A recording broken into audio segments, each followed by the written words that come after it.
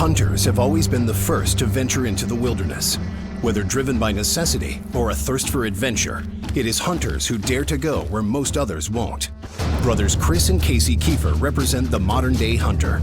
For most of their lives, the Keefer brothers have tested their skills as survivors in some of the world's most dangerous and unpredictable landscapes. Dropped with only a sidearm for protection and the clothes on their backs, together they will spend the next month scratching and clawing their way over 100 river miles through a land ruled by predators. In a race against time, supply-yielding caches will be placed by the producers throughout their journey. To acquire them, the brothers must beat the clock, as Mother Nature threatens to choke the North with ice and snow. For the first time, the Keefer brothers will find out what it's like to be cast into the wild with virtually nothing. This is Dropped. Deep in the Brooks Range of Alaska, the natural elements are a constant display of unpredictable weather shifts and sheer strength. This volatile and desolate landscape is brimming with dangerous obstacles. The elements are capable of wiping out or wearing down most everything in their path. The Keefer brothers are feeling the effects of Mother Nature's suffocating grip as they battle to escape with basic gear and minimal calorie intake. Shock, adrenaline surges, hard-worn miles, and a meager diet can all lead to pure exhaustion, an impossible state for the brothers to maintain if they hope to continue covering ground. Well, here we are, floating on today's adventure down the river. It's been interesting, no doubt. But we're starting to get into timber, starting to get into some high bank. The weather's changing. It's warm, and then it's snowing. That's Alaska for you right there. Hot, then snow. Hot, then snow. Seems to be the theme right now. So, kind of prepared for anything. Keep on rolling down, trucking down the river. Looking forward to seeing what's up ahead of us. Looks pretty good. We'll see. A cold front has settled in and the temperature has dropped below freezing. Rather than face another winter storm on open water, the brothers decide to conserve body heat by stopping to build a fire. A fire is a complete spirit lifter, man. Prolonged exposure to freezing temperatures can quickly result in frostbite. Finally starting to feel a little bit warm and my fingers are getting cold. I'm starting to lose the oar because my hands are starting to freeze up, so this is the right call. Jump back in the raft and slide off the side of it because it's freaking icy and snowy. Yeah. It's been 5 days since the brothers were inserted on the high Arctic lake. They've covered over 15 river miles since their journey began and have tackled freezing temperatures, shallow rivers, and come face to face with more than one predator. The sparse number of fish they've eaten along the way has kept them going, but barely. Exhaustion is starting to set in. However, they have finally worked their way out of the barren tundra. In lower elevations, timber is more prevalent. Perfect moose country. Kind of over the rafting part right now, man. I'm sore, feeling a little bit weak. Wouldn't mind looking around and see if we can't get some more food, maybe catch a few grayling. Let's just kind of camp. Do a little bit of hunting from here. Spruce country starts to turn into moose country, you know what I mean? Yeah, we got all the proper tools to do it. If we can just get some elevation, maybe do some glassing. The brothers desperately need red meat if they hope to survive the rest of their journey. I mean, I can certainly try for grayling and we can fish forever, but you know how that goes. We've done it before, man. Yeah, but we still have, I mean, we got the pole now, we got the rifle now, we got a tarp. We got options. Yeah, so at least we have options. It allows us to take our time now and kind of... Starting to rain again. This weather has been all over the map. I mean, geez, oh man, we got snow, we got 50 degrees, and we're back to snow again and rain. It's been a mixture of everything. And the wind doesn't help. I know, it's getting ridiculous. The immune system is the body's natural defense against dangerous pathogens. This complex network of organs, tissues, and cells battles foreign bacteria, viral infections, and parasites. Drastic changes in body temperature, sleep deprivation, and inadequate nutrition are all factors that contribute to a weakened immune system. Something as simple as a common cold can turn into a killer if Chris and Casey can't find a way to revitalize themselves. Funny though how you get up in here and you get actually off the river a little bit, like down, you know what I mean? I feel like we ought to just take the time and maybe set up a little bit of a shelter right here. I mean, there's no reason to push it right now. We're getting into good country. The thing is getting that rifle was huge because now we actually have the ability to go out and hunt, get elevation, do a little hunting. I'm down. Let's drag the raft over, and then once we get the raft over here, we can kind of figure out how we're going to set this up. We keep this fire going and just Definitely keep the fire going. Restarting the fire would be nearly impossible if it were to rain heavily. Build this up a little bit and we'll go to work. See if we can't get a shelter before this rain. I don't want to get any wetter than I already am. Oh, toes are still numb. And it's snowing again. The Keefer brothers are facing an Alaskan winter without adequate shelter. They must piece together what little equipment they have to try and build a sturdy structure that will keep them out of the elements. let's just carry all this stuff over. Carry the raft over first. Just leave it all in here. Okay. It's all staying dry right now. Well, I was thinking if we take this raft, we can set it on that backside Yeah. and then wrap that tarp up and around it. Yeah. Give us a little break on the backside. All right, let's get it over there. Chris and Casey must drag the raft close to 30 yards from the bank of the river to their fire. A gauntlet of bushes and rocks threatens to damage their only mode of transportation on the way. Ready? Yep. Hunger and fatigue make the chore that much more grueling.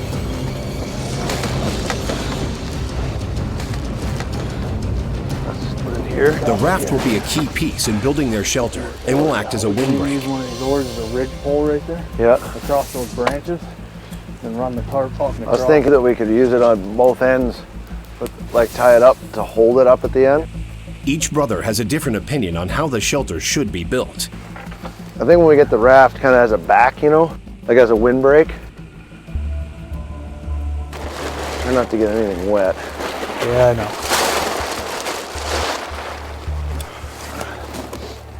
Put this over there. All right. Just keep that covered. I was trying just kind of, Slide it in. yeah, just watch for sharp sticks. Yeah, we don't want to poke it. Yeah. We'll be in trouble. The tree branches will support the raft and keep it upright. But with reward, there is also risk. Carry it in. Flip it up. Yep.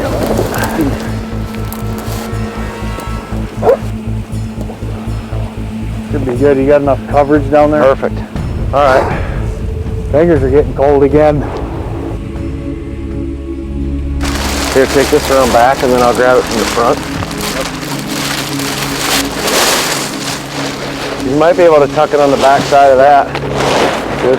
You can grab that and start to get it through, then I can probably tuck it right here. Yeah, we're all the way up at the top of the raft already. The tarp is too small to cover the entire raft. You know what I mean? Turn it long and skinny. That's all we need right there. Yeah, no, but we're not going to be able to tuck it underneath. Can we just lash it down? I'm going to have to lash it to that tree and lash it to this tree. What if we took that rope and lashed it to rocks out the back? We could. Exhaustion and hunger is sapping Casey's patience. Pull the whole front tight like this and use the oars up front. But let's secure the back so it's 100% tight. Okay. Anchor it with something anyway. So we're trying to build this shelter out. Just kind of going through this paracord. We're going to build a little bit of a lean-to and use what supplies have been given to us. My only concern is cutting paracord. I don't like cutting paracord ever. I only want to use what we have to use because I don't want to have to cut it in half and then, you know, down the road go, oh, I wish I really had more rope. I mean, you can always splice it back together and tie it back together, but we're not really going to have a choice, so. Large stones will anchor the tarp to the ground and hopefully prevent it from blowing away. Yeah, here's the end of it right here. I don't want to cut it, but we have to cut a section. Cut some of it. As tight as we possibly can. Be like that. So if you want to tie that up, I can pull all the slack through. Yeah, that should be about right there. At least we can anchor it with these rocks. Once that's secure, I'm going to cut right here, tie it, and then we can adjust the rock tension on the back.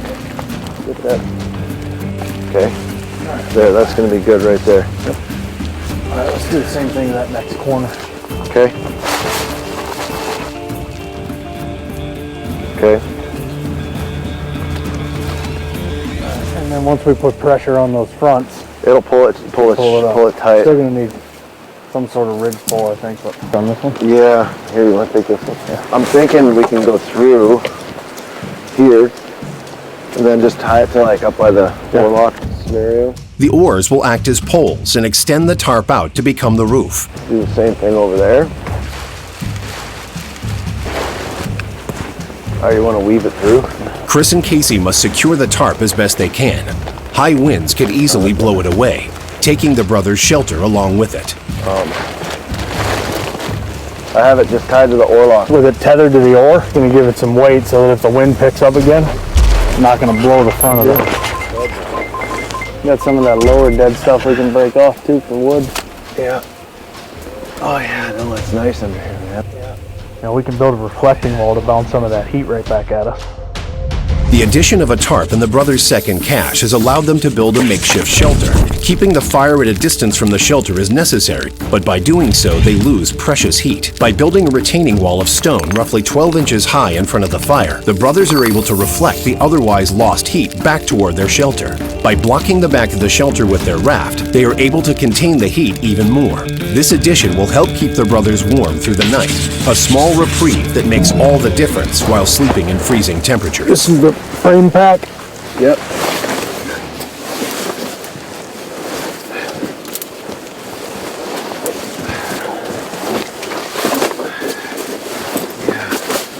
Get the fire going right here. Yeah. We're totally out. That'll be good. We got enough windbreak. Yeah. Plenty of room for smoke to get out. This is it, buddy. This is home for a little bit. The nice thing is we don't have far to go for elevation, so we can go up the backside, but cool. I like it. I like it. Take a load off and get warm. And dry. Man, I'm hungry. Chris and Casey Keefer are waiting out an autumn rain in the heart of the Brooks Range. They've built a temporary shelter from limited gear. However, surviving on a diet of fish to this point means they must venture out and find food soon, or risk going hungry. Heat's already staying in here. Yeah. At least we're out of it, man. Oh yeah. We got it up in time too. This rain's starting to hammer down. We got enough dry wood to last us a little bit. I say we just hang on and then maybe try and do some hunting. I could do some hunting, man. We got all this elevation back here behind us. Take a little hike, even look for signs, see if we can find some tracks, find something, you know. I'm enjoying this right now though. Alaska is home to nearly 200,000 moose, with the most dense populations being found near the northern forests and timber plateaus. These primarily solitary animals are herbivores, surviving on aspen leaves, willow, pondweeds, and grasses. They are surprisingly adept at swimming, even from birth, reaching speeds up to 6 miles per hour in the water. Many moose make seasonal moves between calving, rutting, and wintering grounds. These movements can cover anywhere from a few miles to as many as 60. Wolves, black bears, and brown bears are the moose's primary predators. With any luck, Chris and Casey will join this list. A lull in the rain has allowed the brothers to leave camp and survey their surroundings. They decide to split up to cover more ground, each with a specific task at hand. You're gonna do some calling? Yep. Well, I'll go see if there's any berries left. With over half a day ahead of them, the brothers are able to spend time scoping out the surrounding area. While Chris hopes to call any nearby moose, Casey gets the lay of the land and searches for edible plants. Blueberries are still in season, and they may be growing on a nearby hillside.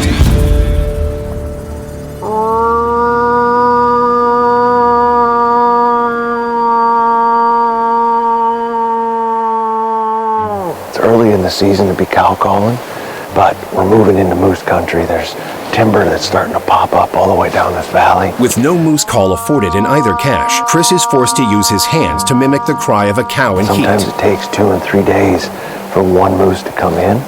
They can hear you from a long way. It's not like whitetail where you just grunt at them, they come running. It takes them a long way. There's a lot of ground, but they can hear you.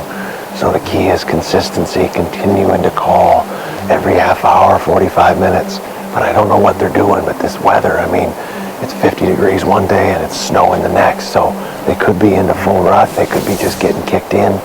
I got to see what's happening. So the best place for me to do that is up high like this, where I can kind of really see what's going on, see the valley.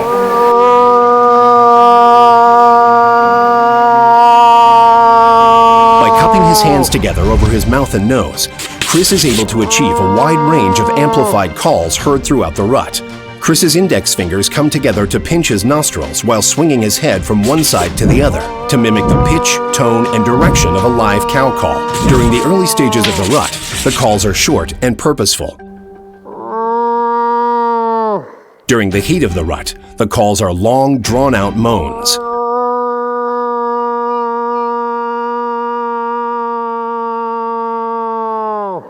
This method is also used to mimic the sound of a grunting bull, sparking the interest of any nearby challengers.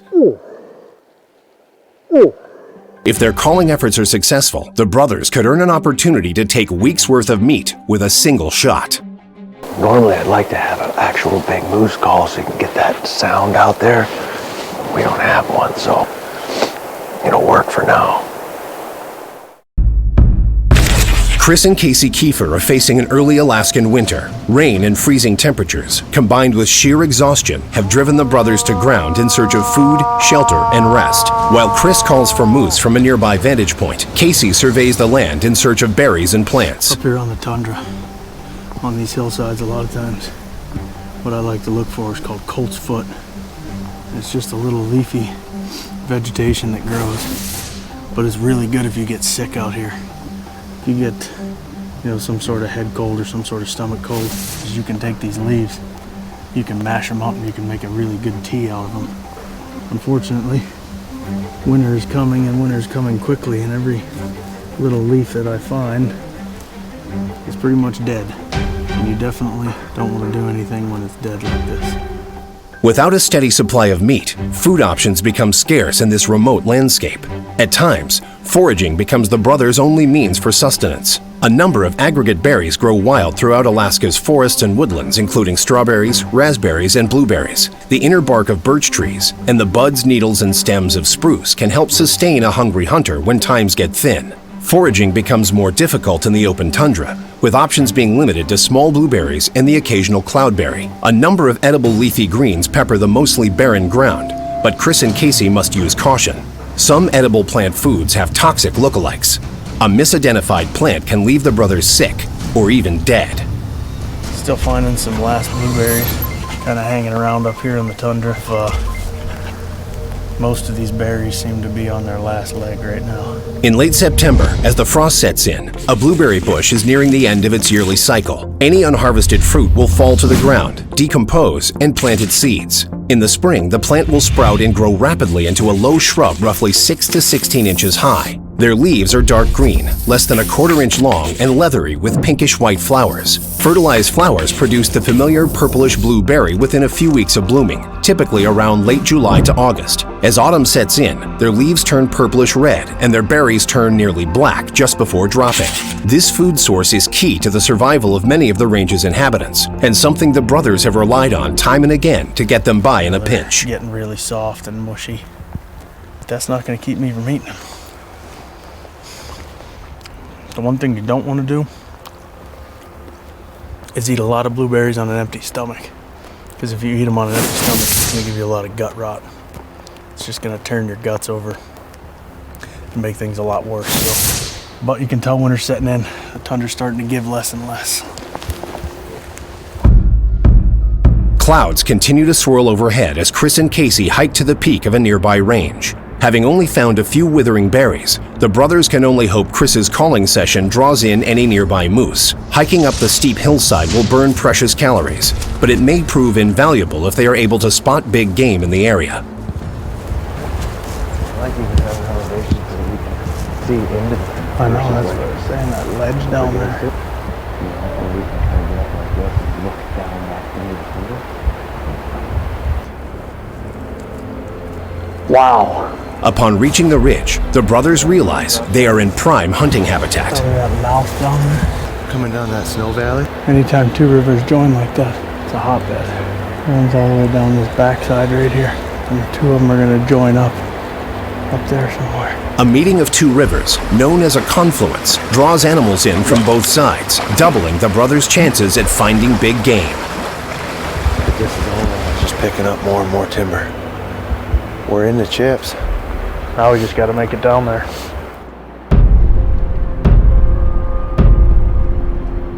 We could definitely talk about the weather, but It's Alaska, man. That's what we sign up for when we come up here. That's part of the fun, is not knowing what's coming next. Today was a good day.